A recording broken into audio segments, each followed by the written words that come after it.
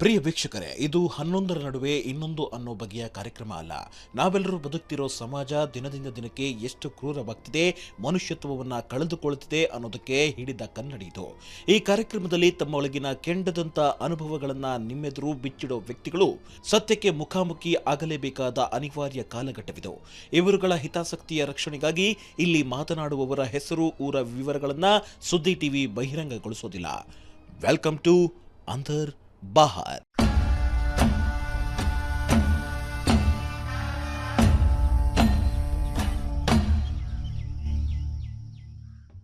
ನಾನು ಜುಲೈ 1970ರಲ್ಲಿ ಬೆಂಗಳೂರಿನ ರಾಜಾಜಿನಗರದಲ್ಲಿ ನನ್ನ ಜನನ ಆಯಿತು.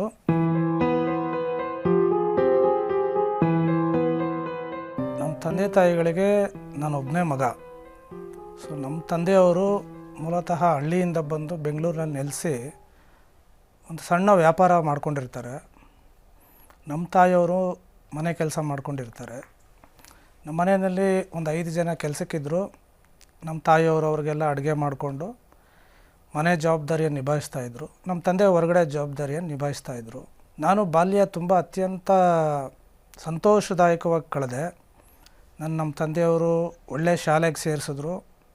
ನಾವು ಶಾಲಾ ದಿನಗಳಲ್ಲಿ ನಮ್ಮ ಸ್ನೇಹಿತರ ಜೊತೆ ಒಡನಾಟ, ನಮ್ಮ ಗುರುಗಳ ಹತ್ರ ಒಡನಾಟ ತುಂಬ ಚೆನ್ನಾಗಿತ್ತು.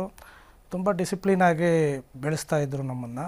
ಅದಾದ ನಂತರ ನಮ್ಮ ತಂದೆಯವರು ಕೆಲವು ಕಾರಣಗಳಿಂದ ವ್ಯಾಪಾರದಲ್ಲಿ ನಷ್ಟ ಉಂಟಾಗಿ ನಮ್ಮ ಮನೆಯಲ್ಲಿದ್ದ ನೌಕರರೇ ನಮ್ಮ ಮನೆಯಲ್ಲಿದ್ದ ಸ್ಟಾಕ್ ಎಲ್ಲ ಕಳ್ತನ ಮಾಡಿ ನಮಗೆ ಅನ್ಯಾಯ ಮಾಡಿದ್ರು.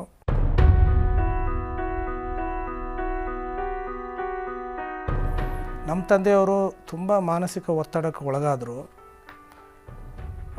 ಅದರ ಜೊತೆಗೆ ಮತ್ತೆ ವ್ಯಾಪಾರನ ಪುನಶ್ಚೇತನ ಮಾಡೋ ಸಲುವಾಗಿ ಒಬ್ಬರು ವೈದ್ಯರ ಹತ್ರ ಸಾಲ ತಗೊಳ್ತಾರೆ. ನಮ್ಮ ಮನೆ ಅಡಮಾನ ಇಟ್ಟು ಸಾಲ ತಗೊಳ್ತಾರೆ. ಆ ಸಂದರ್ಭದಲ್ಲಿ ತಿಂಗಳು ನಾವು ಸರಿಯಾಗಿ ಬಡ್ಡಿಯನ್ನು ಕಟ್ತಾ ಬರ್ತಾಯಿದ್ವಿ. ನಮ್ಮ ತಾಯಿಯವರು ಒಂದು ಸಲ ವೈದ್ಯರು ಮನೆಗೆ ಬಂದು ಬಡ್ಡಿ ವಸೂಲಿ ಮಾಡೋ ಟೈಮ್ನಲ್ಲಿ ಒಂದು ಪುಸ್ತಕದಲ್ಲಿ ಬರೆದು ಹೋಗ್ತಾಯಿದ್ರು. ಬಡ್ಡಿ ತಗೊಂಡಿದ್ದ ಬಗ್ಗೆ ಪುಸ್ತಕದಲ್ಲಿ ನಮೂದು ಮಾಡಿ ರುಜುವು ಮಾಡ್ತಾಯಿದ್ರು. ಆವಾಗ ಅಮ್ಮ, ನಮ್ಮ ತಾಯಿ ಕುರಿತಾಗವರು, ಅಮ್ಮ ನಾನು ಇವತ್ತೇನೋ ಮನಸ್ಥಿತಿ ಸರಿ ಇಲ್ಲ, ಈ ಪುಸ್ತಕನ ನಾನು ಇನ್ನೊಂದು ಸಲ ವಾಪಸ್ ತಂದುಕೊಡ್ತೀನಿ ಅಂತ ಹೇಳಿ ಅವರು ಪ್ರತಿ ತಿಂಗಳು ಬಡ್ಡಿ ನಮೂದು ಮಾಡ್ತಾ ಇದ್ದಿದ್ದನ್ನು ತಗೊಂಡು ಹೋಗ್ತಾರೆ. ಅವರು ನ್ಯಾಯಾಲಯದಲ್ಲಿ ಒಂದು ಸಿವಿಲ್ ದಾವೆ ಹೂಡ್ತಾರೆ ನಮ್ಮ ವಿರುದ್ಧ. ಈ ಥರ ಸಾಲ ತಗೊಂಡಿದ್ದಾರೆ, ಯಾವುದೇ ಹಣ ವಾಪಸ್ ಕೊಡ್ತಾ ಇಲ್ಲ, ನಾವು ಅನೇಕ ಬಾರಿ ಕೇಳ್ತಾ ಇದ್ದೀವಿ, ವಾಪಸ್ ಕೊಡ್ತಾ ಇಲ್ಲ, ಈ ಪ್ರಾಪರ್ಟಿ ಅಟ್ಯಾಚ್ ಮಾಡಿ ನನ್ನ ಸಾಲ ನನಗೆ ವಾಪಸ್ಸು ಕೊಡಿಸ್ಬೇಕು ಬಡ್ಡಿ ಸಮೇತ ಅಂತ ಅವ್ರು ನ್ಯಾಯಾಲಯದ ಮೊರೆ ಹೋಗ್ತಾರೆ. ಅವ್ರ ಮನೇಲಿ ಕೂತ್ಕೊಂಡು ಮಾತಾಡಿದಾಗ ಅವರು ತುಂಬ ಅಗೌರವದಿಂದ ಮಾತಾಡಿದ್ರು. ನೀವೇನು ಕೊಟ್ಟೇ ಇಲ್ಲ ಅನ್ನೋ ಥರದಲ್ಲಿ ಮಾತಾಡಿದ್ರು.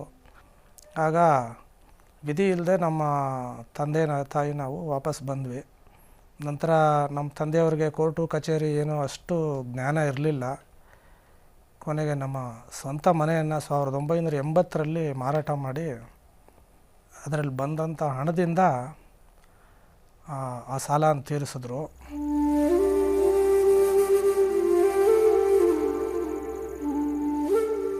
ಸೊ ಅದನ್ನಿಸ್ಕೊಂಡು ಅಳುವಾಗ ನಮ್ಮ ತಂದೆ, ಇರಲಿ ಮಗನೇ, ನಮಗಿನ್ನೂ ಕಾಲ ಇದೆ, ಇನ್ನೊಂದು ಸ್ವಂತ ಮನೆ ತೊಗೊಳ್ಳೋಣ ಅಂಥೇಳಿ ನಾನು ಅಳುನ ನಮ್ಮ ತಂದೆ ನಿಲ್ಲಿಸ್ತಾಯಿದ್ರು. ನಾನು 83ನೇ ಇಸ್ವಿಯಲ್ಲಿ ಹೈಸ್ಕೂಲು ಸೇರಿಕೊಂಡೆ. ನಮ್ಮ ತಾಯಿಯವರು ಮನೆಯಲ್ಲೇ ಊದ್ಕಡ್ಡಿ ಉಜ್ತಾಯಿದ್ರು. ನಮ್ಮ ತಂದೆಯವ್ರಿಗೆ ಮಾನಸಿಕ ಆಘಾತ ಆಯಿತು. ವ್ಯಾಪಾರ ನಷ್ಟ ಆದಮೇಲೆ ಕೋರ್ಟು ಕಚೇರಿ ಹೋಗಿ ಆಸ್ತಿ ಕಳ್ಕೊಂಡ್ಮೇಲೆ ಅವರು ತಿರ್ಗಾ ರಿಕವರಿನೇ ಆಗಲಿಲ್ಲ. ನಂತರ ಸೆಕೆಂಡ್ PUC ಮುಗಿಸೋ ಅಷ್ಟೊತ್ತಿಗೆ ತುಂಬ ಕಷ್ಟ ಇತ್ತು. ನನಗೆ ಒಂದೇ ಜೊತೆ ಬಟ್ಟೆ ಇತ್ತು, ಅದನ್ನೇ ಒಗೆದು ಮತ್ತೆ ಅದನ್ನೇ ಹಾಕ್ಕೊಂಡು ಹೋಗ್ಬೇಕಿತ್ತು ಕಾಲೇಜ್ಗೆ. ಹೀಗೆ 3 ವರ್ಷ ಕಾಲ ಜೀವನ ಸಾಕ್ತು. ಡಿಗ್ರಿ ಮುಗೀತು. ನಂತರ ನಾನು ಆಡಿಟ್ ಆಫೀಸಲ್ಲಿ ಸೇರಿಕೊಂಡು ಅಲ್ಲಿ ಕೆಲಸ ಕಾರ್ಯನೆಲ್ಲ ಕಲ್ತ್ಕೊಂಡೆ. ನಂತರ 92ನೇ ಇಸ್ವಿ ಸೆಪ್ಟೆಂಬರ್ ತಿಂಗಳಲ್ಲಿ ನಾನು ಸಣ್ಣ ಪುಟ್ಟ ಕೈಗಾರಿಕೆಗಳು, ಅಂಗಡಿ ಮುಗ್ಗಂಟಲ್ಲಿ ಲೆಕ್ಕ ಬರೆಯೋಕ್ಕೆ ಸೇರಿಕೊಂಡೆ. ಒಬ್ಬೊಬ್ಬರು 150-200 ರೂಪಾಯಿ ಹೀಗೆ ಕೊಡ್ತಾಯಿದ್ರು.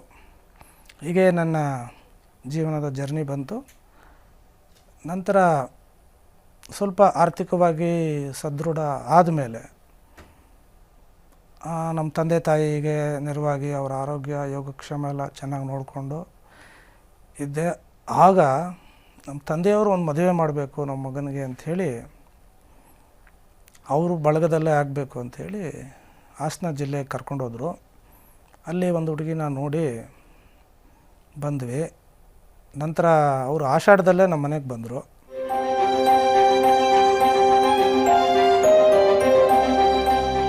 ಆ ಹುಡುಗಿದು ಹಿನ್ನೆಲೆ ಸರಿ ಇರಲಿಲ್ಲ ಅಂತ ನಮಗೆ ಎಂಗೇಜ್ಮೆಂಟ್ ಆದ ನಂತರ ಗೊತ್ತಾಯಿತು.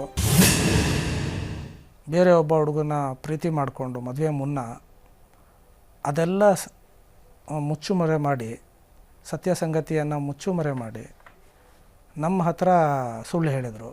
ನಂತರ ಆ ಹುಡುಗಿ ಬಗ್ಗೆ ನಮಗೆ ಒಂದು ಲೆಟರ್ ಬರುತ್ತೆ. ಅದರಲ್ಲಿ ಅವ್ರ ಮನೆತನ ಸರಿ ಇಲ್ಲ ಇತ್ಯಾದಿ ಇತ್ಯಾದಿ ಬರೆದಿರ್ತಾರೆ. ನಮ್ಮ ತಂದೆಯವರು ಬಂದಂಥ ಕಾಗದಾನ ಒಂದು ಫೋಟೋ ಕಾಪಿ ಮಾಡಿ ಅವರು ತಂದೆಯವ್ರಿಗೆ ತಿಳಿಸಿ, ಆದರೆ ಮತ್ತೆ ಅವರು ಜನಗಳನ್ನ ಕರ್ಕೊಂಡು ಬಂದು ನಮ್ಮ ತಂದೆಯವರ ಮೇಲೆ ದಬ್ಬಾಳಿಕೆ ಮಾಡಿ ಅವ್ರ ಮೇಲೆ ಹಲ್ಲೆ ಮಾಡಿ ತೊಂದರೆ ಮಾಡಿದ್ರು. ಹುಡುಗಿನ ಮದುವೆ ಮೊದಲೇ ತಂದು ನಮ್ಮ ಮನೆಯಲ್ಲಿ ಬಿಟ್ಬಿಟ್ರು.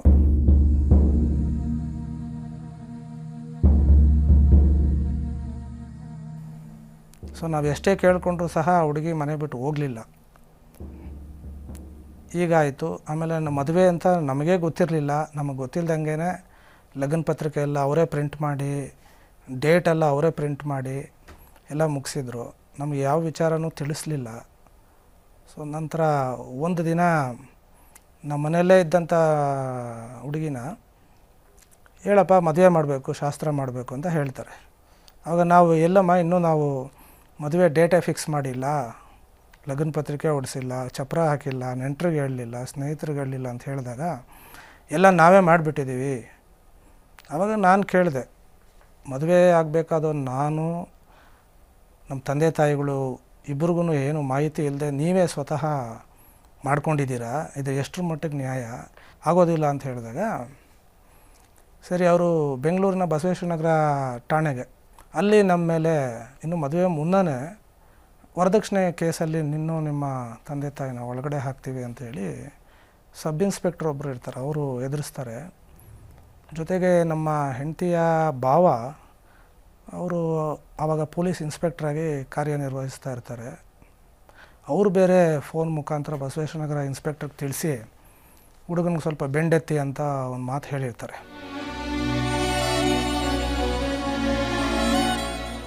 ಹೀಗೆ ಅವರು ನಮ್ಮನ್ನು ಜ್ಯೂರಿಸ್ಡಿಕ್ಷನ್ ಇಲ್ಲದೇ ಇದ್ರೂ ಕಾನೂನು ಬಾಹಿರವಾಗಿ ಕರ್ಕೊಂಡೋಗಿ ಕೂಡಿಸಿ ನಮ್ಮನ್ನು ನಮ್ಮ ತಂದೆಯವ್ರಿಗೆಲ್ಲ ಬೈದು ನನಗೆಲ್ಲ ಬೈದು ಒಂಥರ ದಬ್ಬಾಳಿಕೆ ಮುಖಾಂತರ ಸ್ಪೆಷಲ್ ಮ್ಯಾರೇಜ್ ಆ್ಯಕ್ಟಲ್ಲಿ ಅಪ್ಲಿಕೇಶನ್ಗೆ ರುಜು ಮಾಡಿ ಅಂಥೇಳಿ ನಮ್ಮ ತಂದೆಯದು, ನಂದು, ನಮ್ಮ ಹೆಂಡತಿ ತಂದೆಯವರು ಎಲ್ಲ ರುಜು ಮಾಡಿಕೊಂಡು ಅದೇ ಬಸವೇಶ್ವರ ನಗರದ ವ್ಯಾಪ್ತಿಯಲ್ಲಿರುವಂಥ ಉಪನೋಂದಣಾಧಿಕಾರಿ ಅಲ್ಲಿಗೆ ನಮ್ಮನ್ನು ಪಿ ಸಿಗಳ ಮುಖಾಂತರ ಆಟೋದಲ್ಲಿ ಕರ್ಕೊಂಡೋಗಿ ಬಿಡ್ತಾರೆ.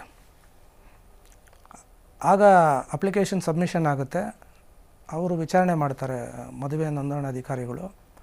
ನಿಮಗೆ ಇಷ್ಟ ಇದೆಯೇನಪ್ಪ ಅಂತ ಕೇಳಿದಾಗ ನಾನು ಇಲ್ಲ ಇಷ್ಟ ಇಲ್ಲ ಅಂತ ಹೇಳ್ತೀನಿ. ಈ ಥರ ಮಾಡಿದ್ದಾರೆ, ಬಲವಂತವಾಗಿ ಮಾಡ್ತಾಯಿದ್ದಾರೆ ಅಂತ.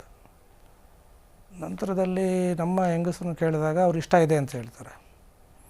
ಆಗ ನಾನು ಇಷ್ಟ ಇಲ್ಲ ಅಂತ ಹೇಳಿದ ಕಾರಣ ಅರ್ಜಿಯನ್ನು ತಿರಸ್ಕಾರ ಮಾಡಿ ವಾಪಸ್ ಕಳಿಸ್ತಾರೆ. ಮತ್ತು ಅದೇ ಆಟೋದಲ್ಲಿ ಆ ಪೊಲೀಸರು ನನ್ನನ್ನು, ನಮ್ಮ ಹೆಂಡ್ತಿನ ಅದೇ ಬಸವೇಶ್ವರ ನಗರಕ್ಕೆ ಕರ್ಕೊಂಡೋಗಿ ಅಲ್ಲಿ ಕೆಟ್ಟ ಕೆಟ್ಟ ಶಬ್ದಗಳಿಂದ, ಅವಾಚ್ಯ ಶಬ್ದಗಳಿಂದ ಬೈತಾರೆ. ಆಗ ಪೊಲೀಸರು ಬಲವಂತ ಮಾಡಿ ಒಂದು ವ್ಯಾನನ್ನು ಕರೆಸಿ ಅದರಲ್ಲಿ ನನ್ನನ್ನು, ನಮ್ಮ ತಂದೆಯವ್ರನ್ನ, ನಮ್ಮ ಧರ್ಮಪತ್ನಿ ಎಲ್ಲ ಸೇರಿಸ್ಕೊಂಡು ಸೀದಾ ಧರ್ಮಸ್ಥಳಕ್ಕೆ ಕರ್ಕೊಂಡೋಗಿ ಲಗ್ನ ಆಗುತ್ತೆ.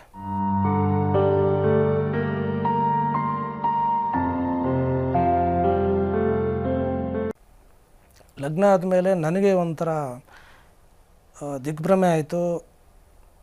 ರಾತ್ರಿ ಎಲ್ಲ ಟ್ರಾವೆಲ್ ಮಾಡಿದ್ದಾರೆ, ಯಾರನ್ನೂ ಸ್ನೇಹಿತರು ಇಲ್ಲ, ನೆಂಟರು ಇಲ್ಲ, ಶಾಸ್ತ್ರೋಕ್ತವಾಗಿ ಮದುವೆ ನಡೀಲಿಲ್ಲ, ನಮ್ಮ ಆಸೆ ಆಕಾಂಕ್ಷೆಗಳೆಲ್ಲ ಬಲಿಯಾಯ್ತಲ್ಲ, ಮನೆ ಮುಂದೆ ಒಂದು ಚಪ್ರ ಹಾಕಲಿಲ್ವಲ್ಲ. ಸೊ ಈಗೆಲ್ಲ ಒಂದು ಯೋಚನೆ ಇತ್ತು. ಒಂಥರ ಎಲ್ಲೋ ಸೋತ್ಬಿಟ್ಟೆ ಜೀವನದಲ್ಲಿ. ಬೇಸರ ನನ್ನ ಮನಸ್ಸಿನಲ್ಲಿ ದಟ್ಟವಾಗೋಯ್ತು. ಆನಂತರ ಹೆಚ್ಚಾಗಿ ನಾವು ಅನ್ಯೋನ್ಯವಾಗಿ ಇರಲಿಲ್ಲ, ಪರಸ್ಪರ ದೂರ ದೂರ ಇದ್ವಿ. ನಂತರ ಒಂದು ಸಲ ನನಗೂ ನಮ್ಮ ತಾಯಿಗೂ ನಮ್ಮ ಹೆಂಡತಿ ಸಂಬಂಧ ಕಟ್ಬಿಡ್ತಾಳೆ. ಯಾಕಂದರೆ ನಮ್ಮ ತಂದೆ ತಾಯಿ ಜೊತೆನೇ ನಾನು ಮಲಗ್ತಾ ಇದ್ದೆ. ಮದುವೆ ಈ ಥರ ಆಗಿತ್ತು ಅಂತ, ನೀವು ನಿಮ್ಮ ತಾಯಿನ ಇಟ್ಕೊಂಡಿದ್ದೀರಾ, ಅದಕ್ಕೆ ನೀವು ನಿಮ್ಮ ತಾಯಿ ಒಟ್ಟಿಗೆ ಮಲಗ್ತೀರಾ ಅಂದಾಗ ತುಂಬ ಕೋಪ ಬಂದು ಒಂದು ಏಟು ಕಪಾಳದ ಮೇಲೆ ಹೊಡೆದಿದ್ದು ಉಂಟು.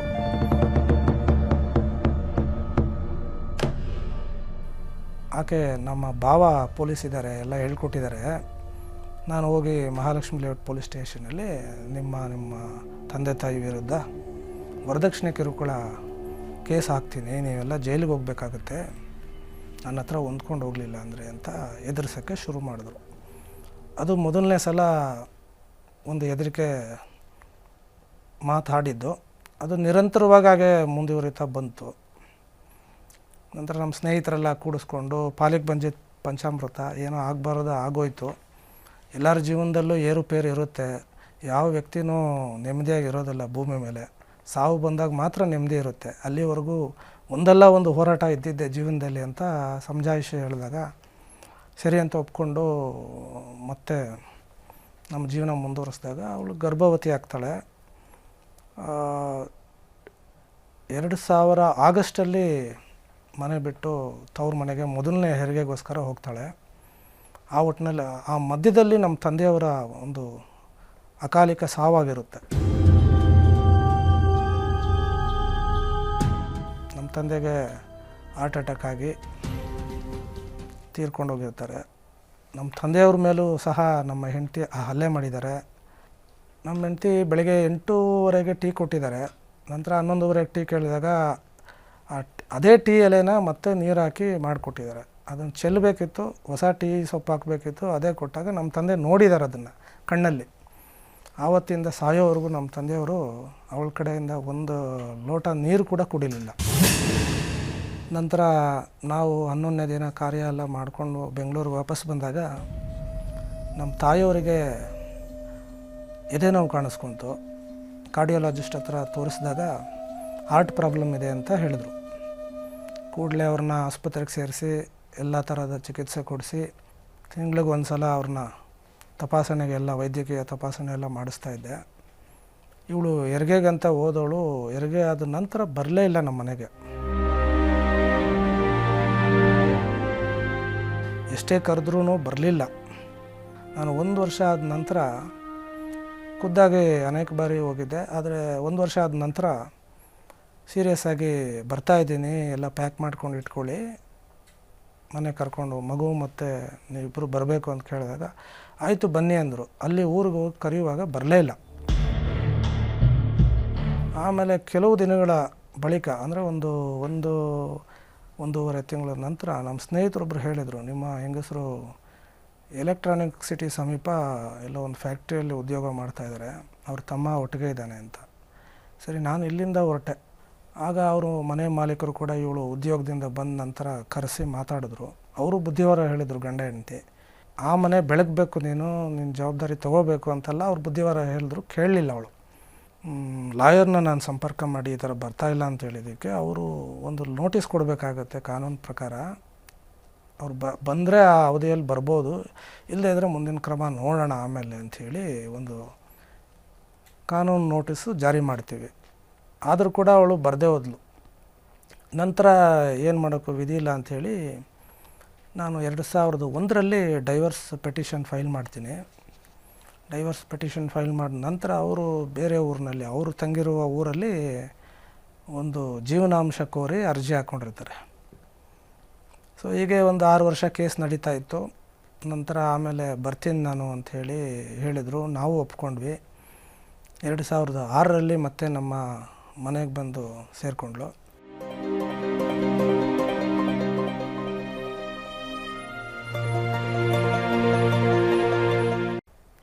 ಆವಾಗ ನಮ್ಮ ಸಂಸಾರ ಚೆನ್ನಾಗಿತ್ತು. ಇನ್ನೊಂದು ಹೆಣ್ಮಗು ಆಯಿತು. ಒಟ್ಟು 2 ಮಕ್ಕಳಿದ್ರು. ನಮ್ಮ ತಾಯಿ, ನಾನು ಎಲ್ಲ ಅನ್ಯೋನ್ಯವಾಗಿದ್ವಿ. ಆದರೆ 2007ರಲ್ಲಿ ಅವ್ರ ತಮ್ಮ LLB ಮುಗಿಸ್ಕೊಂಡು ಬೆಂಗಳೂರಿಗೆ ಬರ್ತಾನೆ. ಅವ್ನಿಗೆ ಆಶ್ರಯ ಕೊಡೋಕ್ಕೆ ಆಗ ನಮ್ಮ ತಾಯಿ ಮುಖಾಂತರ ನನಗೆ ಒತ್ತಡ ಹೇರಿ ಒಪ್ಸಿದ್ರು. ಅವನು 1 ವರ್ಷ ಕಾಲ ನಮ್ಮ ಮನೆಯಲ್ಲಿ ಲಾಯರ್ ಪ್ರಾಕ್ಟೀಸ್ ಮಾಡ್ಕೊಂಡು ನಮ್ಮ ಮನೇಲಿದ್ದ. 1 ವರ್ಷ ನಂತರ ನೀವು ಬೇರೆ ಮನೆ ಮಾಡ್ಕೊಂಡು ಹೋಗಪ್ಪ ಅಂತ ಹೇಳಿದ್ಮೇಲೆ ನಮ್ಮ ಹೆಂಡ್ತಿಗೆ ಸ್ವಲ್ಪ ಕಣ್ಣು ಕೆಂಪಾಯಿತು. ಸೊ ನಮ್ಮ ತಮ್ಮನ ಕಳಿಸಿದ್ರಲ್ಲ ಅಂತ ಒಂದು ದೃಷ್ಟಿಯಿಂದ ಮನೆಯಲ್ಲಿ ವಿಚಿತ್ರವಾಗಿ ವರ್ತನೆ ಮಾಡೋದು. ಏಪ್ರಿಲ್ 2008ರಲ್ಲಿ ನಮ್ಮ ತಾಯಿ ಮೇಲೆ ಹಲ್ಲೆ ಮಾಡಿ ಕೆಳಗಡೆ ತಳ್ಳಿ ನಮ್ಮ ತಾಯಿಯವರ ತಲೆ ಮತ್ತು ಭುಜಕ್ಕೆ ಇಂಜುರಿ ಆಗುತ್ತೆ. ಆವತ್ತು ಹೋದವಳು ಪುನಃ ಬರಲಿಲ್ಲ. ಜುಲೈ ತಿಂಗಳಲ್ಲಿ ಬಂದು ಒಂದು ವರದಕ್ಷಿಣೆ ಕೇಸ್ ಕೊಡಬೇಕು, ನಮ್ಮ ಮೇಲೆಲ್ಲ ಜೈಲಿಗೆ ಹಾಕಿಸ್ಬೇಕು ಅನ್ನೋ ಒಂದು ದುರುದ್ದೇಶದಿಂದ ಮತ್ತೆ ಬರ್ತಾಳೆ. ಮಹಾಲಕ್ಷ್ಮಿ ಪೊಲೀಸ್ ಸ್ಟೇಷನಲ್ಲಿ ಒಂದು ಕಂಪ್ಲೇಂಟ್ ಲಾಗು ಮಾಡ್ತಾಳೆ. ಆದರೆ ಪೊಲೀಸರು ಯಾವುದೇ ರೀತಿ ಕ್ರಮ ಕೈಗೊಳ್ದೇನೆ ಒಂದು ಸ್ಟೇಷನ್ ಹೌಸ್ ಡೈರಿ ಆಗ್ಬೋದು, ಪೆಟಿಷನ್ ರಿಜಿಸ್ಟರ್ ಆಗ್ಬೋದು, NCA ರಿಜಿಸ್ಟರ್ ಆಗ್ಬೋದು, ಎಲ್ಲೂ ಎಂಟ್ರಿಗಳು ಮಾಡ್ದೇನೆ ಏಕಾಏಕಿ ನನಗೆ 10,000 ರೂಪಾಯಿ ಲಂಚದ ಬೇಡಿಕೆ ಇಡ್ತಾರೆ. ಲಂಚ ಕೊಡದೇ ಹೋದರೆ ನಿನ್ನ ತಾಯಿನ ಅರೆಸ್ಟ್ ಮಾಡ್ತೀನಿ. ನಾನು ಯೋಚನೆ ಮಾಡ್ತೀನಿ ಸ್ವಾಮಿ, ಆಲೋಚನೆ ಮಾಡ್ತೀನಿ, ಟೈಮ್ ಕೊಡಿ ಅಂತ ಇದು ಮಾಡ್ತಿದ್ದೆ. ಪ್ರತಿದಿನ ಬೆಳಿಗ್ಗೆ 8:30ಗೆ ನಮ್ಮ ಮನೆ ಹತ್ರ ಬಂದು ಬಾಗಿಲಲ್ಲಿ ನಿಂತ್ಕೊಂಡು ಕಾನ್ಸ್ಟೇಬಲ್ಲು ಸಾಹೇಬರು ಕರೀತಾರೆ ಬರಬೇಕು. ನನಗೆ ಒಂದು ಟಿಫನ್ ಮಾಡೋಕ್ಕೂ ಬಿಡ್ತಾ ಇರಲಿಲ್ಲ, ಕರ್ಕೊಂಡು ಹೋಗ್ತಿದ್ರು. ಅಲ್ಲೋದ್ರೆ 2 ಅವರ್ ಕೂಡಿಸೋರು ಸ್ಟೇಷನಲ್ಲಿ. 10:30ಗೆ ಇನ್ಸ್ಪೆಕ್ಟ್ರ್ ಬಂದರೆ ಅವನು ಚೇಂಬರಲ್ಲಿ ಕಳಿಸೋರು. ಆತ ಒಂಥರ ಏಕವಚನವಾಗಿ ಮಾತಾಡೋದು, ಅಗೌರವದಿಂದ ಮಾತಾಡೋದು, ನಮ್ಮ ವಿರೋಧ ದಬ್ಬಾಳಿಕೆ ರೀತಿಯಲ್ಲಿ ಮಾತಾಡೋದು, ಇನ್ನೊಂದು ಮನೆ ಮಾಡಿ ಸಪ್ರೇಟಾಗಿರಿ ಅಂತ. ನಾನು ಹೇಳಿದೆ, ಸ್ವಾಮಿ ನಾನು ಇರೋದು ಒಬ್ಬ, ವಯಸ್ಸವ್ರ ತಾಯಿ ಇದ್ದಾರೆ, ನನಗೆ ಅಣ್ಣ ತಮ್ಮ ಅಕ್ಕ ತಂಗಿ ಯಾರೂ ಇಲ್ಲ, ಇನ್ನೊಂದು ಮನೆ ಮಾಡಿ 2 ಸಂಸಾರ ಮಾಡಿ ಮನೆ ಬಾಡಿಗೆ ಕಟ್ಟಿ ನಿಭಾಯಿಸೋಕ್ಕಾಗಲ್ಲ, ನಾವೇನಂತ ಶ್ರೀಮಂತರಲ್ಲ ಅಂತ ಹೇಳಿದಾಗ ಕಳಿಸ್ಬಿಡ್ತಾಯಿದ್ರು. ಏನಾದರೂ ಮಾಡಿ ಇವ್ರಿಗೆ ಒಂದು ತಕ್ಕ ಶಾಸ್ತಿ ಮಾಡಬೇಕು ಅಂಥೇಳಿ ಬೆಂಗಳೂರಿನ ಲೋಕಾಯುಕ್ತಕ್ಕೆ ಹೋಗಿ ಒಂದು ದೂರು ದಾಖಲಿಸ್ತೀನಿ ನಾನು, ಈ ಥರ ಲಂಚದ ಬೇಡಿಕೆ ಇಡ್ತಾ ಇದ್ದಾರೆ ಅಂತ. ಆಗ ಅವರು FIR ರಿಜಿಸ್ಟರ್ ಮಾಡಿ ಮಾರನೇ ದಿನ ಬೆಳಿಗ್ಗೆ ಸುಮಾರು ಒಂದು 9:30 10 ಗಂಟೆ ಸಮಯದಲ್ಲಿ ಲಂಚ ತಗೊಳ್ಳೋವಂಥ ಸಂದರ್ಭದಲ್ಲಿ ರೆಡ್ ಹ್ಯಾಂಡಾಗಿ ಆ ಪೊಲೀಸರನ್ನ ಲೋಕಾಯುಕ್ತ ಪೊಲೀಸವರು ಹಿಡಿತಾರೆ. ಲೋಕಾಯುಕ್ತರು ಪರಿಶೀಲನೆ ಮಾಡಿದಾಗ ದಾಖಲೆಗಳು ಯಾವುದೇ ರೀತಿ ಒಂದು ದೂರು ಇರೋದಿಲ್ಲ, ದೂರನ್ನ ನೋಂದಣಿನೂ ಮಾಡಿರೋಲ್ಲ, ಒಂದು ಸ್ಟೇಷನ್ ಹೌಸ್ ಡೈರಿಯಲ್ಲಿ ಎಂಟ್ರಿ ಕೂಡ ಮಾಡಿರಲ್ಲ, ಸುಮ್ಮನೆ ದುಡ್ಡಿಗಾಗಿ ನನಗೆ ಮಾನಸಿಕವಾಗಿ ಹಿಂಸೆ ಕೊಡ್ತಾ ಇರ್ತಾರೆ. ಇದು ಬೆಳಕಿಗೆ ಬರುತ್ತೆ. ಈಗ ಅದು ಹಾಲಿ 8 ವರ್ಷಗಳ ಕಾಲ ಟ್ರಯಲ್ ಆಯಿತು. ಟ್ರಯಲ್ ಆದಮೇಲೆ ಪೊಲೀಸು ಈಗ ಕನ್ವಿಕ್ಷನ್ ಆಗಿದ್ದಾನೆ, ಸಜೆ ಆಗಿದೆ. 1.5 ವರ್ಷ ಜೈಲು, 15,000 ದಂಡ ವಿಧಿಸಿ ಮಾನ್ಯ ಲೋಕಾಯುಕ್ತ ಕೋರ್ಟ್ ಅವರು ಆದೇಶ ಮಾಡಿದ್ದಾರೆ. ಮತ್ತು 2012ರಲ್ಲಿ ಹೆಂಡತಿಯ ಅಕ್ಕನ ಗಂಡ, ಅದೇ ಪೊಲೀಸ್ ಇನ್ಸ್ಪೆಕ್ಟರ್ ಆಗಿದ್ದಾರಲ್ಲ, ಅವರು ಚಂದ್ರ ಲೇಔಟಲ್ಲಿ ಇನ್ಸ್ಪೆಕ್ಟರ್ ಆಗಿರ್ತಾರೆ. ಆಮೇಲೆ ಅವರು ಕೇಸ್ ಮುಗಿಸಿ ಹೊರಗಡೆ ಬರುವಾಗ ನನ್ನ ಕರೆದು ಮಾತಾಡಿಸಿದ್ರು. ನಿಮ್ಮದೇನೋ ಒಂದು ಫ್ಯಾಮಿಲಿ ದೂರ ಆಗಿದ್ದೀರಾ, ಒಂದು ಮಾಡೋಣ ಬನ್ನಿ ಅಂಥೇಳಿ, ಒಂದಿನ ಕೂತ್ಕೊಂಡು ಮಾತಾಡೋಣ ಎಲ್ಲರೂ ಅಂಥೇಳಿ ಒಂದು ಮೀಟಿಂಗ್ ಅರೇಂಜ್ ಮಾಡ್ತಾರೆ.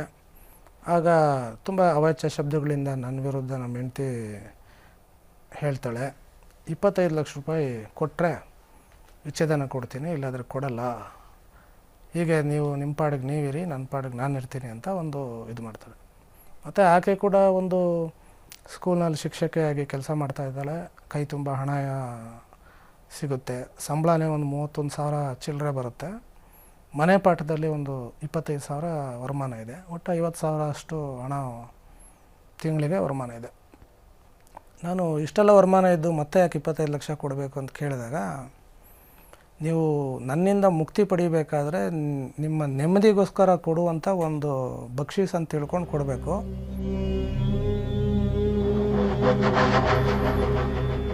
ಇಲ್ಲಾಂದರೆ ನಿಮಗೆ ವಿಚ್ಛೇದನ ಕೊಡಲ್ಲ, ನೀವು ಹೀಗೆ ಸಾಯಬೇಕು, ನಿಮ್ಮ ತಾಯಿ ಹೀಗೆ ಸಾಯಬೇಕು ಕೊರ್ಗಿ ಅಂತ ಹೇಳ್ತಾಳೆ. ನಂತರ ಬರ್ತೀವಿ, ಮತ್ತು ಇನ್ನೊಂದು ದಿನ ಅದೇ ಇನ್ಸ್ಪೆಕ್ಟರ್ಗೆ 25 ಲಕ್ಷ ಜಾಸ್ತಿ ಆಯಿತು, ದಯಮಾಡಿ ಒಂದು 5 ಲಕ್ಷ ಕೊಡಬಲ್ಲೆ ನಾನು, ಏನೋ ಒಂದು ಮುಕ್ತಿ ಕೊಡಿಸಿ ಅಂತ ನಾನು ಕೇಳಿದಾಗ ಅವರು ಕೇಳ್ತೀನಿ ಅಂಥೇಳಿ ಏನೂ ಉತ್ತರ ಬರೋದಿಲ್ಲ. ಅಲ್ಲಿಗೆ ನಾನು ಬಿಟ್ಬಿಟ್ಟಿದ್ದೆ. ಆದರೆ ದುರದೃಷ್ಟವಶಾತ್ತು ಆಗಸ್ಟ್ 2012ನೇ ತಿಂಗಳಲ್ಲಿ ಫ್ರೆಂಚ್ ಆಫೀಸಲ್ಲಿ ಕೆಲಸ ಮಾಡ್ತಾರಂಥ ಒಬ್ಬ ವ್ಯಕ್ತಿ ತನ್ನ ಸ್ವಂತ ಮಗಳು ಮೂರುವರೆ ವರ್ಷ ಮಗಳ ಮೇಲೆ ಅತ್ಯಾಚಾರ ಮಾಡ್ದ ಅಂತ ಒಂದು ಆರೋಪ ಐಗ್ರೌಂಡ್ಸ್ ಪೊಲೀಸ್ ಸ್ಟೇಷನ್ ಲಿಮಿಟ್ಸಲ್ಲಿ ನಡೆಯುತ್ತೆ. ಇದು ಎಲ್ಲ ಮಾಧ್ಯಮಗಳಲ್ಲಿ ಪ್ರಿಂಟ್ ಮೀಡಿಯಾ, ಎಲೆಕ್ಟ್ರಾನಿಕ್ ಮೀಡಿಯಾ ಎರಡರಲ್ಲೂ ಬರುತ್ತೆ. ಅದನ್ನು ವೀಕ್ಷಣೆ ಮಾಡಿದ ನಮ್ಮ ಹೆಂಡತಿ ಮತ್ತು ಬಾಮೈದ ನಾದಿನೆಲ್ಲ ಸೇರಿ ಒಂದು ಷಡ್ಯಂತ್ರ ಮಾಡಿ ನನ್ನ ಸ್ವಂತ ಮಗಳಿಗೆ ನಾನು ಅತ್ಯಾಚಾರ ಮಾಡಿದೆ ಅಂಥೇಳಿ ಒಂದು ಆರೋಪ ಹೊರಿಸಿ ನನ್ನ ವಿರುದ್ಧ ಒಂದು ಕಂಪ್ಲೇಂಟ್ ಕೊಡ್ತಾರೆ.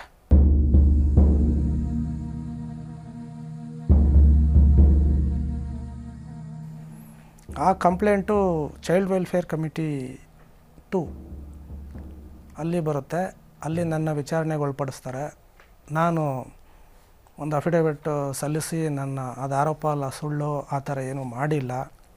ಯಾಕಂದರೆ ಒಂದು ಅತ್ಯಾಚಾರ ಪ್ರಕರಣ ಆದರೆ ಮೆಡಿಕಲ್ ತನಿಖೆಗೆ ಒಳಪಡಿಸ್ಬೇಕು, ಮತ್ತು ಅತ್ಯಾಚಾರ ಆಗಿದೆ ಅಂತ ವೈದ್ಯಕೀಯ ವರದಿಯಲ್ಲಿ ದೃಢ ಆಗಬೇಕು, ಆಗ ಮಾತ್ರ ಸಾಧ್ಯ. ಇದೆಲ್ಲ ಏನೂ ನಡೆದಿಲ್ಲ. ನೀವು ಮಗುನ ಕರೆದು ಕೇಳಿ ನೋಡಿ. ನನ್ನ ಮಗಳು ನನ್ನನ್ನು ಬಿಟ್ಟು 8 ವರ್ಷ ಆಗಿದೆ. ಅವಳಿಗೂ ನನಗೂ ಅಟ್ಯಾಚ್ಮೆಂಟೇ ಇಲ್ಲ. ಹೀಗಾಗಿ ಅವಳು ಮೈನರ್ ಆದ್ದರಿಂದ, ಸ್ವಂತ ಬುದ್ಧಿ ಇಲ್ಲದೇ ಇರೋದ್ರಿಂದ, ತಂದೆ ವಿರುದ್ಧ ತಾಯಿ ಹೇಳ್ಕೊಟ್ಟಿರೋದ್ರಿಂದ ಅವಳು ಮನಸ್ಸಿಂದ ಹೇಳಿರ್ಬೋದು, ಒತ್ತಡ ಏರಿರ್ಬೋದು, ಭಯಪಡಿಸಿರ್ಬೋದು ಅಂತೆಲ್ಲ ನಾನು ಉತ್ತರ ಕೊಡ್ತೀನಿ. ಆಗ ಅವರು ಬಸವೇಶ್ವರ ನಗರ ಠಾಣಾಧಿಕಾರಿಗಳಿಗೆ ತನಿಖೆ ಮಾಡಿ ವರದಿ ನೀಡಿ ಅಂತ ಒಂದು ಶರ ಬರೀತಾರೆ. ಆದರೆ ಅದೇನೋ ದೇವರದ ಒಂದು ಅದೃಷ್ಟನೋ ಏನೋ ನನಗೆ ಜಾಮೀನು ಕೋರ್ಟಲ್ಲಿ ಸಿಗುತ್ತೆ. ಮತ್ತು ಈ ಮಧ್ಯೆ ನಾನು ಜಾಮೀನು ಸಿಗೋವಂಥ ಸಂದರ್ಭದಲ್ಲಿ ನನ್ನ ಮನೆಯಲ್ಲಿ ಇರಲ್ಲ, ಬೇರೆ ಕಡೆ ವಾಸ ಇದ್ದೆ. ಆ ಸಂದರ್ಭದಲ್ಲಿ ನಮ್ಮ ಹೆಂಡತಿ ಕೆಲವು ಮಹಿಳಾ ಸಂಘಗಳನ್ನ ಸೇರಿಸ್ಕೊಂಡು ಅವ್ರ ಮನೆಯಲ್ಲಿ ಅವ್ರ ತಂದೆ, ತಾಯಿ, ತಮ್ಮ, ತಂಗಿ ಎಲ್ಲ ಸೇರಿಕೊಂಡು ಈ ಕಬ್ಬಿಣದ ರಾಡ್ ಹಿಡ್ಕೊಂಡು ನಮ್ಮ ತಾಯಿ ಮೇಲೆ ಹಲ್ಲೆ ಮಾಡೋದಕ್ಕೆ ಮನೆಗೆ ಹೋಗ್ತಾರೆ. ಬೈದು ಅವ್ರಿಗೆ ಪ್ರಾಣ ಬೆದರಿಕೆ ಹಾಕಿ, ನಿಮ್ಮ ಹುಡುಗನ ನಾವು ಬಿಡೋದಿಲ್ಲ, ಏನಾದರೂ ಮಾಡಿ ಕೇಸಲ್ಲಿ ಜೈಲಿಗೆ ಹಾಕ್ತೀವಿ, ಎಲ್ಲಿ ಇಟ್ಕೊಂಡಿದ್ಯಾ ನಿಮ್ಮ ಹುಡುಗನ್ನ, ಬಾಗಿಲು ತೆಗಿ, ಮನೆಯಲ್ಲಿ ಬಚ್ಚಿಟ್ಕೊಂಡಿದ್ಯಾ, ಹೀಗೆಲ್ಲ ಪ್ರಶ್ನೆ ಮಾಡಿ ನಮ್ಮ ಮಾಡಿ ಮೇಲೆಲ್ಲ ಹುಡುಕಿರ್ತಾರೆ ಮಹಿಳಾ ಸಂಘದವರು ಇವರೆಲ್ಲ ಸೇರಿ.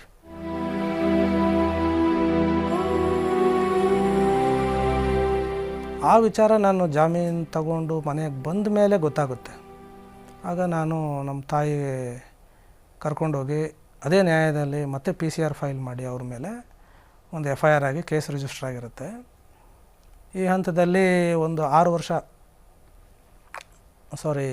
3 ವರ್ಷ ಕೇಸ್ ನಡೀತಾ ಇರುತ್ತೆ. ನಮ್ಮ ತಾಯಿಯವರು 1.5 ವರ್ಷದ ಕೆಳಗಡೆ ತುಂಬ ಸೀರಿಯಸ್ ಆಗಿ ತೀರ್ಕೊಂಡ್ಬಿಟ್ರು.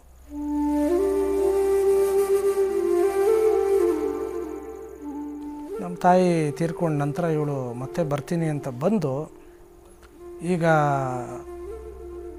ನಮ್ಮ ತಾಯಿ ಯಾರೂ ಇಲ್ಲ, ನೊಂದಿದ್ದೀನಿ, ಮನೆಯಲ್ಲಿ ಒಂಥರ ಐಸೋಲೇಟ್ ಆದಾಗ ನನ್ನನ್ನು ಯಾಮಾರಿಸಿ ನಮ್ಮ ತಾಯಿನ ಒಡವೆ ಮತ್ತು ಅವ್ರದ್ದು ರೇಷ್ಮೆ ಸೀರೆ ಇತ್ಯಾದಿಗಳನ್ನೆಲ್ಲ ತೊಗೊಂಡು ಹೋಗೋಕ್ಕೆ ಪ್ರಯತ್ನ ಪಟ್ಟಳು. ಆದರೆ ನಾನು ನಮ್ಮ ಸ್ನೇಹಿತರು ಒಂದು ಸಲಹೆ ಮೇರೆಗೆ ಆ ಒಡವೆಗಳನ್ನ ಎತ್ತಿ ಬ್ಯಾಂಕ್ ಲಾಕರಲ್ಲಿ ಇಟ್ಬಿಟ್ಟು ಇದಾಯಿತು. ಈಗ ಏನೂ ಸಿಕ್ಕಲ್ಲ ಅಂತ ಗೊತ್ತಾದ ನಂತರ ಮನೆ ಬಿಟ್ಟು ಪುನಃ ಹೋಗಿದ್ದಾಳೆ. ಯಾವುದೇ ಕೇಸ್ ಹಾಕಿಲ್ಲ, ಆದರೂ ಒಂದು ರೀತಿಯಲ್ಲಿ ಕೇಸ್ ಹಾಕಿದ್ರೂ ಸರಿ, ಹಾಕದೇ ಇದ್ದರೂ ಸರಿ, ಜೀವಂತವಾಗಿ ನನ್ನನ್ನು ಕೊಲೆ ಮಾಡಿಬಿಟ್ಟಿದ್ದಾರೆ.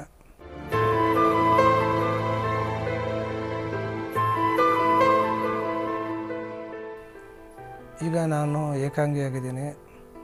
ನನಗೆ ಅಣ್ಣ ತಮ್ಮ ಇಲ್ಲ, ಅಕ್ಕ ತಂಗಿ ಇಲ್ಲ, ಪೇರೆಂಟ್ಸು ಇಲ್ಲ, ಇಬ್ಬರೂ ಇಲ್ಲ ಈಗ. ಸೊ ನನಗೆ ಉದ್ಯೋಗದ ಮೇಲೆ ತುಂಬ ತೊಂದರೆ ಆಗಿದೆ.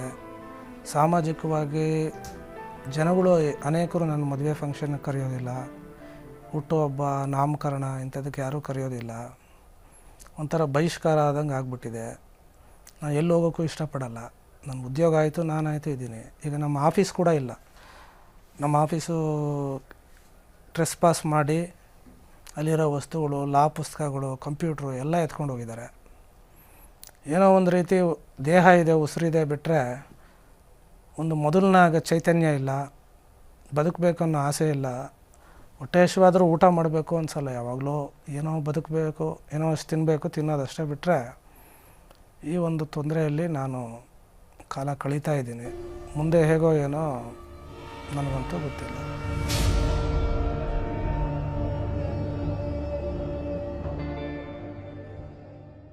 ನಿಮ್ಮ ದೃಷ್ಟಿಕೋನದಲ್ಲಿ ದಾಂಪತ್ಯ ಜೀವನ ಅಂದರೆ ಏನು? ಈಗ ನಮಗೆ ಮದುವೆ ಆದ ಕೂಡಲೇ ಒಂದೆರಡು ಮಕ್ಕಳಾಗ್ತದೆ, ಅವ್ರಿಗೂ ಕೂಡ ಇದರಿಂದ ತೊಂದರೆ ಆಗುತ್ತೆ. ತಂದೆ ತಾಯಿಗಳು ಕಿತ್ತಾಡ್ಕೊಂಡಾಗ ಗಂಡ ಹೆಂಡತಿ ಜೊತೆಗೆ ಮಕ್ಕಳು ಕೂಡ ನೋವುಗಳಿಗಾಗ್ತಾರೆ. ಅದ್ರ ಜೊತೆ ಎರಡೂ ಕಡೆ ಮನೆ ತಂದೆ ತಾಯಿಗಳಾಗಿರ್ಬೋದು, ನೆಂಟರಿಷ್ಟರಾಗಿರ್ಬೋದು ನೋವು ಅನುಭವಿಸ್ತಾರೆ. ಕೆಲವು ಕಡೆ ಸಾವು ನೋವುಗಳು ಆಗೋಗ್ತವೆ. ನಾನು ಹೇಳೋದು ಸಂತೋಷದಿಂದ ಬೇರೆಯಾಗಿ, ಇಲ್ಲಾಂದರೆ ನ್ಯಾಯಾಲಯದಲ್ಲಿ ಹೋಗಿ ನಿಮ್ಮ ವಯಸ್ಸು ಹಾಳು ಮಾಡ್ಕೋತೀರಾ, ಮಾನಸಿಕ ನೆಮ್ಮದಿ ಹಾಳು ಮಾಡ್ಕೋತೀರಾ, ಇದರಿಂದ ಬೇರೆಯವ್ರಿಗೂ ತೊಂದರೆ ಆಗುತ್ತೆ. ಇದ್ರ ಬದಲು ನಿಮಗೆ ಇಷ್ಟ ಇಲ್ಲ ಅಂದರೆ ನೀವೇ ವಾಲಂಟ್ರಿಯಾಗಿ ದೂರ ಆಗೋದು ಉತ್ತಮ.